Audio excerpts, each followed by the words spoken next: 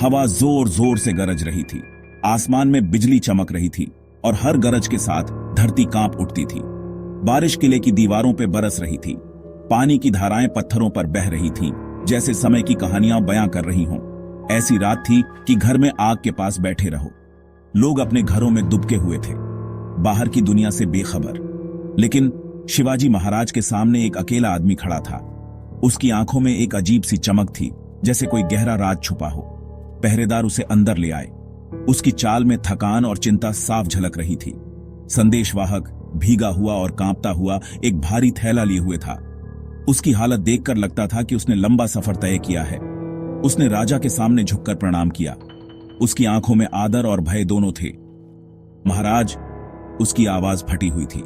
औरंगाबाद से एक संदेश। उसकी आवाज में थकान और चिंता साफ झलक रही थी। शिवाजी की आंखें सिकुड़ गईं। औरंगाबाद मुगलों का गढ़, वहां से संदेश का आना कोई साधारण बात नहीं थी। ऐसी रात में कोई अपनी जान जोखिम में डालकर उनके पास क्यों आएगा? यह सवाल शिवाजी के मन में गूंज रहा था। संदेशवाहक ने पानी लेने से मना कर दिया, खाना लेने से मना कर दिया। उसकी प्राथमिकता सिर्फ संदेश देना था। उसने तभी बात की जब शिवाजी ने बाकी सबको जाने को कहा। उसकी आंखों में एक गहरी चिंता थी। अकेले में संदेशवाहक ने एक मुहर दिखाई। यह मुहर किसी साधारण व्यक्ति की नहीं थी। इब्राहिम खान की निशानी, एक नाराज मुगल जनरल। यह मुहर एक बड़े खतरे का संकेत थी।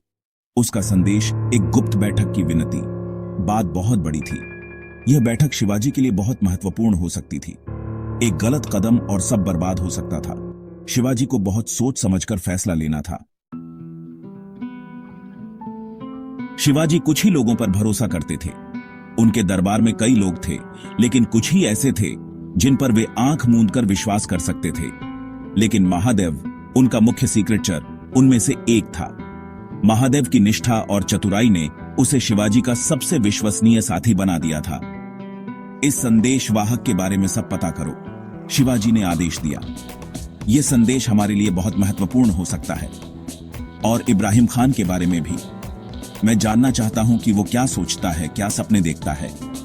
शिवाजी की आंखों में चिंता साफ झलक रही थी। इब्राहिम खान का नाम सुनते ही उनके मन में कई सवाल उठने लगे थे। महादेव, रात का एक साया, बेजोड़ चुपके से चलता था। उसकी चाल में एक अद्भुत चपलता थी जो उसे अदृश्य बना देती थी। उसने संदेशवाहक के रास्ते का पता लगाया, औरंगाबाद तक जाने वाला रास्ता खोज निकाला। यह रास्ता खतरों से भरा हुआ था। हर कदम खतरे से भरा था। महादेव को हर पल सतर्क रहना पड़ता था। पकड़े जाने का मतलब था निश्चित मौत, लेकिन महादेव ने कभी हार नहीं मानी। इस बीच शिवाजी संदेश के बारे में सोच रहे थे। इब्राहिम खान एक घमंडी आदमी, ऐसा कहते थे। एक घमंडी आदमी, ऐसा कहते थे। लेकिन उसकी महत्वाकांक्षा और मुगल दरबार से नाराजगी उसे और भी खतरनाक बनाती थी। एक भयंकर योद्धा, लेकिन महत्वाकांक्षी और मुगल दरबार से नाराज। उसकी नाराजगी उसे शिवाजी के लिए एक संभावित सहयोगी भी बना सकती थी। क्या ये एक जाल हो सकता है, या उनके अत्याचारियों के खिलाफ वार करने का मौका? शिवाजी और महादेव ने मिलकर एक रणनीति बनाई। यह मौका उनके अत्याचारियों के खिलाफ वार करने का हो सकता था। मराठा साम्राज्य का भाग्य अधर में लटका हुआ था। हर निर्णय महत्वपूर्ण था और हर कदम सावधानी से उठाना पड़ता था। औरंगाबाद एक किला शहर था, मुगल सैनिकों से भरा हुआ। एक मराठा जासूस के लिए यह एक खतरनाक जगह थी। लेकिन महादेव नहीं डरा। वह एक भिखारी के वेश में शहर में घुस गया। उसकी आंखें और कान हर जगह थे। उसने इब्राहिम खान के बारे में फुसफुसाहटें सुनी। एक पिंजरे में बंद शेर उसे कहते थे। बादशाह द्वारा उसका सम्मान छीन लिया गया था। बदला लेने के लिए तड़प रहा था। महादेव को पता चला कि इब्राहिम खान के पास एक राज था, मुगल बादशाह के खिलाफ एक छिपी हुई नाराजगी। वह सत्ता चाहता था, सम्मान चाहता था, और उसने इसे हासिल करने का मौका देखा। मुगलों के प्रति वफादारी से नहीं, बल्कि उनके कट्टर दुश्मन शिवाजी महाराज के साथ गठबंधन करके। मुलाकात की जगह एक सुनसान गुफा, जंगल में गहरे छिपी हुई। केवल सरसराहते पत्ते और चहचहाते झिंगुर ही सन्नाटे को तोड़ते थे। शिवाजी एक आम आदमी के वेश में सांस रोककर इंतजार कर रहे थे। तभी परछाई से एक आकृति उभरी। इब्राहिम खान। उसकी आंखें आशा और निराशा के मिश्रण से भरी शिवाजी से मिली। हवा में तनाव था। तुम बहुत बड़ा जोखिम उठा रहे हो, शिवाजी ने धीमी आवाज में कहा। क्यों? इब्राहिम खान का जवाब कड़वाहट से भरा था। उसने मुगल दरबार में हुए अपमान और बेइज्जती के बारे में बताया।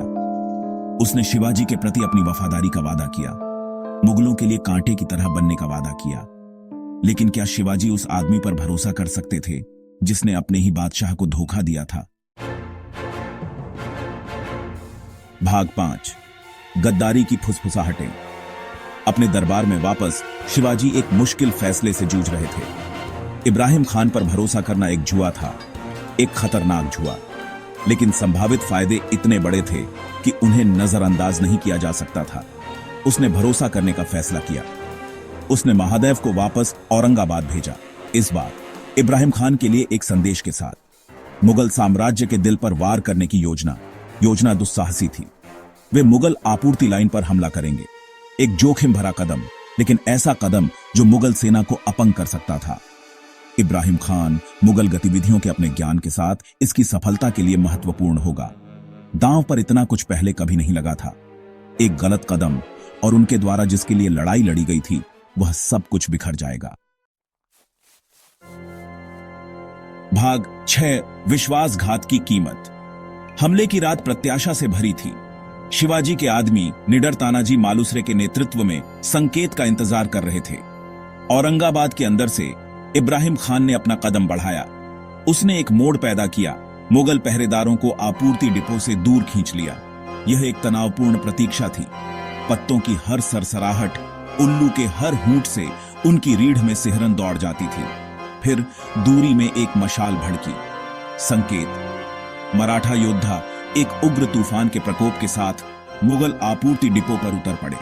वे उस साहस और क्रूरता से लड़े जो उनकी पहचान बन गई थी। मुगल बेखबर पकड़े गए।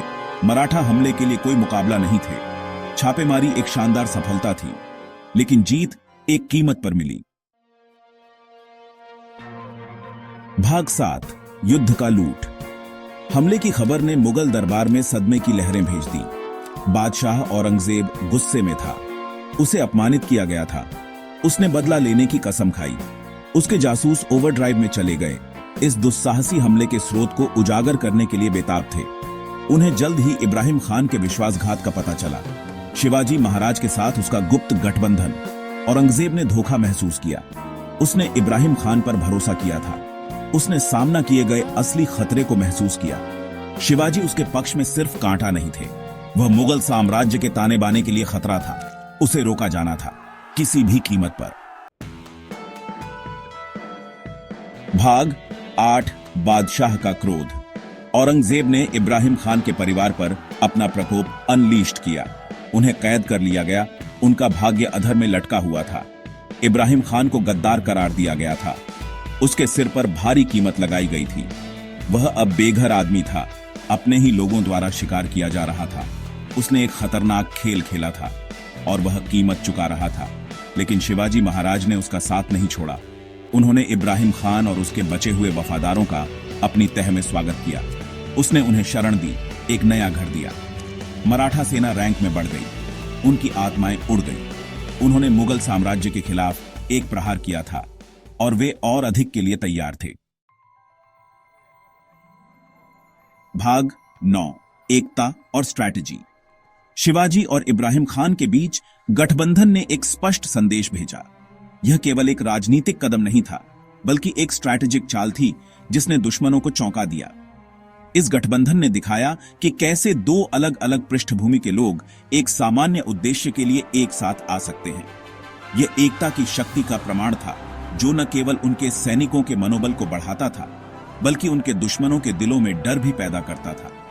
यह एकता एक मजबूत और अटूट बंधन का प्रतीक बन गई। मतभेदों से परे एक सामान्य लक्ष्य के लिए लड़ने का यह दिखाता है कि जब लोग अपने मतभेदों को भुलाकर एक साथ आते हैं तो वे किसी भी चुनौती का सामना कर सकते हैं। यह एकता ही उनकी सबसे बड़ी ताकत थी। इससे पता चला कि सबसे शक्तिशाली एम्पायरों को भी चुनौती दी जा सकती है। यह केवल एक युद्ध नहीं था, बल्कि एक विद्रोह था जो स्वतंत्रता और न्याय के लिए लड़ा गया था। यह संघर्ष एक नई सुबह की शुरुआत थी कि भारी बाधाओं का सामना करने पर भी साहस और रणनीति प्रबल हो सकती है। यह संघर्ष केवल भौतिक युद्ध नहीं था, बल्कि मानसिक और भावनात्मक दृढ़ता का भी परीक्षण था। यह दिखाता है कि सही रणनीति और अटूट साहस के साथ कोई भी बाधा पार की जा सकती है। उनके गठबंधन की कहानी एक किंवदंती बन गई। यह कहानी केवल इतिहास के पन्नों में ही नहीं बल्कि लोगों के दिलों में भी जीवित रही। ये एक ऐसी कहानी थी जो पीढ़ी दर पीढ़ी सुनाई जाती रही। कैंप फायर के आसपास फुसफुसाई जाने वाली एक कहानी जो हर योद्धा के दिल में जोश और गर्व भर देती थी। यह कहानी न केवल मनोरंजन का साधन थी बल्कि एक प्रेरणा का स्रोत भी थी, आने वाली पीढ़ियों के लिए प्रेरणा का स्रोत। यह कहानी युवा योद्धाओं को सिखाती थी कि कैसे एकता और साहस के साथ किसी भी चुनौती का सामना किया जा सकता है। यह एक ऐसी विरासत थी जो हमेशा जीवित रहेगी। यह एक अनुस्मारक के रूप में कार्य करता है कि स्वतंत्रता की लड़ाई धर्म या मूल के बारे में नहीं थी। यह लड़ाई उन मूल्यों के लिए थी जो सभी मानवता के लिए महत्वपूर्ण हैं। यह लड़ाई समानता, न्याय और स्वतंत्रता के लिए थी। यह एकता, साहस और जो सही है उसके लिए लड़ने की इच्छा शक्ति के बारे में था।